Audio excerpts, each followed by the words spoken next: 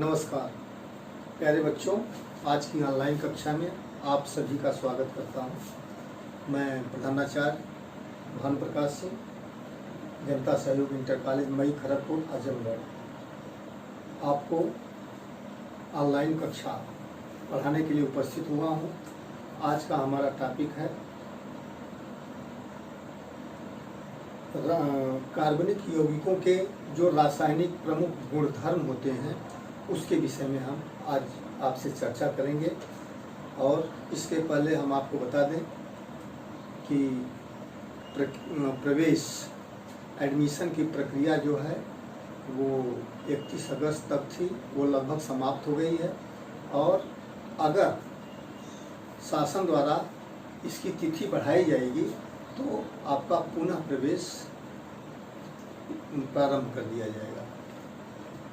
साथ ही साथ छात्रवृत्ति, जो बच्चे प्रवेश पा चुके हैं वे छात्रवृत्ति का ऑनलाइन फॉर्म भर करके और कार्यालय में जमा कर दें। और इन सब बातों को ध्यान में रखते हुए और कोरोना वायरस जो एक वैश्विक महामारी का रूप ले चुकी है, भारत में आज 75,000 नए केस मिले हुए हैं। लेकिन साथ ही साथ खुशी की बात ये भी है कि मृत्यु दर लगातार कम होती जा रही है। तो ऐसे में हमको जो है निर्भीक होकर नहीं चलना है, सामाजिक दूरियों का पालन करते हुए, मास्क का प्रयोग करते हुए और साफ सफाई का ध्यान रखते हुए अपनी जीवन शैली को आगे बढ़ाते रहना है। हम अपनी कक्षा पे वापस आते हैं। कार्बनिक यौगिकों के जो रासायनिक गुणधर्म बताए गए उसमें पहला गुण आपको बताया गया दहन। तो कार्बनिक यौगिक ऑक्सीजन की उपस्थिति में जल करके कार्बन डाइऑक्साइड गैस बनाते हैं और ऊष्मा उत्पन्न करते हैं। संतृप्त हाइड्रोकार्बन एकदम माने बिना धुएं की ज्वाला के साथ जलते हैं, जबकि असंतृप्त हाइड्रोकार्बन धुएं सहित ज्वाला के साथ जलते हैं, ये बताया गया था। इसके बाद कार्बनिक यौगिकों का दूसरा गुण हम चर्चा करेंगे, ऑक्सीकरण।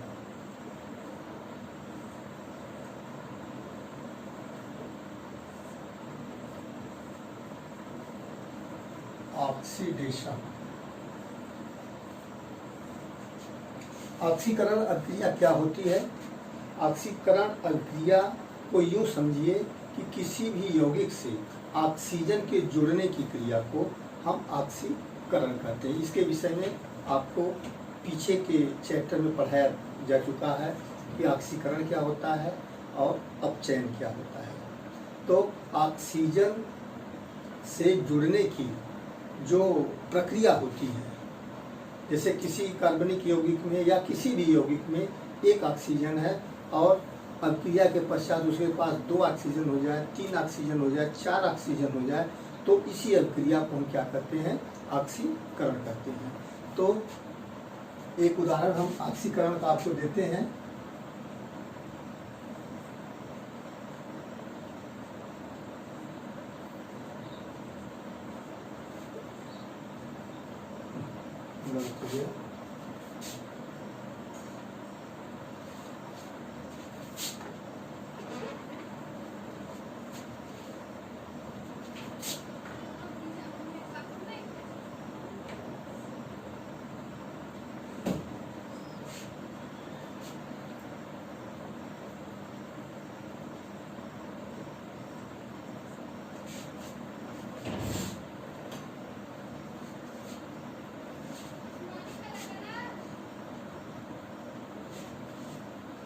ये देखिए एथिल अल्कोहल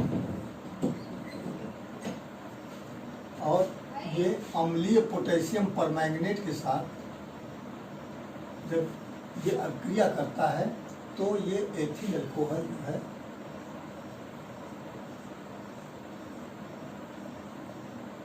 एसिटिक अम्ल में परिवर्तित हो जाता है।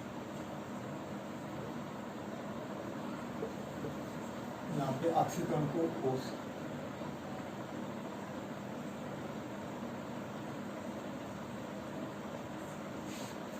अब देखिए यहाँ पे ऑक्सीकरण हो रहा है। जो बाएं तरफ एथिल अल्कोहल है, इसके पास एक ऑक्सीजन है, और अभिक्रिया के बाद जो यौगिक बना हुआ है उसके पास कितनी ऑक्सीजन है, कितनी O है, 2 O है, माने 2 ऑक्सीजन है। तो ऑक्सीजन की संख्या अभिक्रिया के पश्चात बढ़ रही है, तो इसी अभिक्रिया को हम क्या करते हैं, ऑक्सीकरण। तो ये कार्बनिक यौगिकों का एक गुण होता है। तीसरा गुण है संकलन गुण।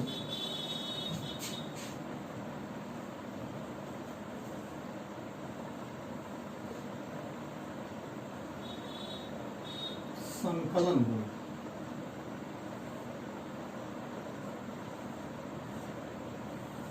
या इसी को कहा जाता है योगात्मक अभिक्रिया।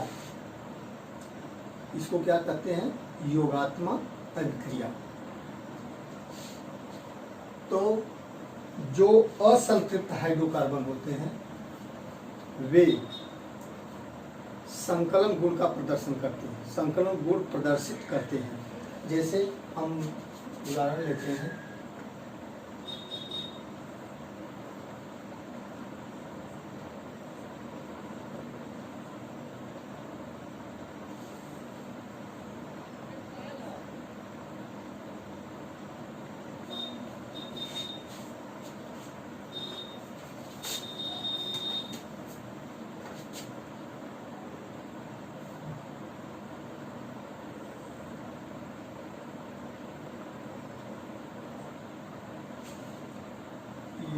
ये निकिल और लगभग 300 डिग्री सेंटीग्रेड पे की उपस्थिति में होती है। तो ये एथिलीन का सूत्र है। अब इसमें ऑक्सीजन, ये हाइड्रोजन जो है जुड़ जाता है। तो किसी अन्य यौगिक की किसी यौगिक से जुड़ने की क्रिया को ही संकलन अभिक्रिया कहते हैं, या संकलन गुण कहते हैं, या योगात्मक अभिक्रिया कहते हैं। तो ये इसमें जुड़ जाएगा, ये हो जाएगा CH3 CH3। ये 2 हाइड्रोजन, एक हाइड्रोजन यहाँ पे जुड़ जाएगा, H2 है तो क्या हो जाएगा, H3 हो जाएगा, और यहाँ पे H2 है तो दूसरा हाइड्रोजन यहाँ पे जुड़ जाएगा, क्योंकि इसमें 2 हाइड्रोजन, H2 का मतलब 2 हाइड्रोजन। तो एक जो है एक कार्बन के हाइड्रोजन के साथ, दूसरा दूसरे कार्बन के हाइड्रोजन के साथ जुड़ जाएगा। तो इसी अभिक्रिया को हम क्या करते हैं, योगात्मक अभिक्रिया। ये एथिलीन है और ये एथीन है। चौथा गुण है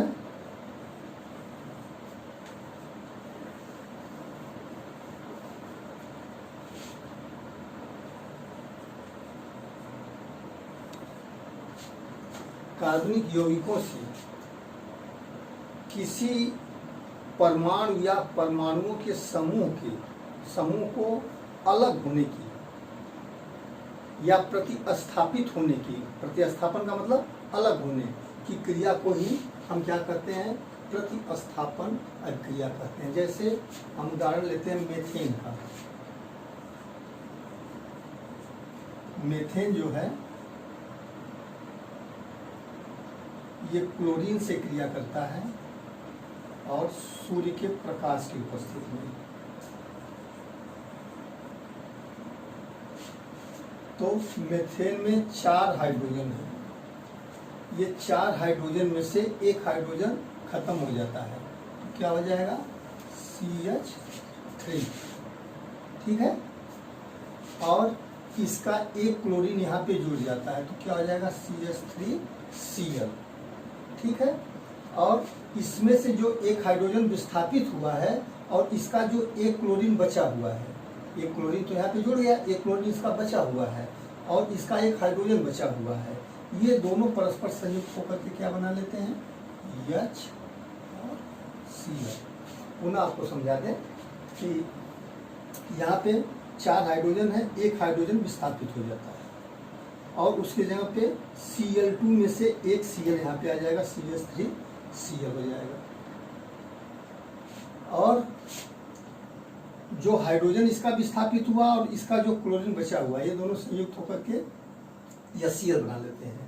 तो इस अभिक्रिया को हम प्रतिस्थापन कहेंगे, क्योंकि एक हाइड्रोजन परमाणु का प्रतिस्थापन जो है वो क्लोरीन से हुआ है। तो ऐसी अक्रिया को हम क्या कहते हैं, प्रतिस्थापन अक्रिया कहते हैं। और आज की कक्षा के लिए बस इतना ही। हम अगले टॉपिक के साथ अगली कक्षा में आपसे पुनः मिलेंगे और आपको जो गृह कार्य दिए जा रहे हैं उसको आप पूरा करते रहिए। धन्यवाद।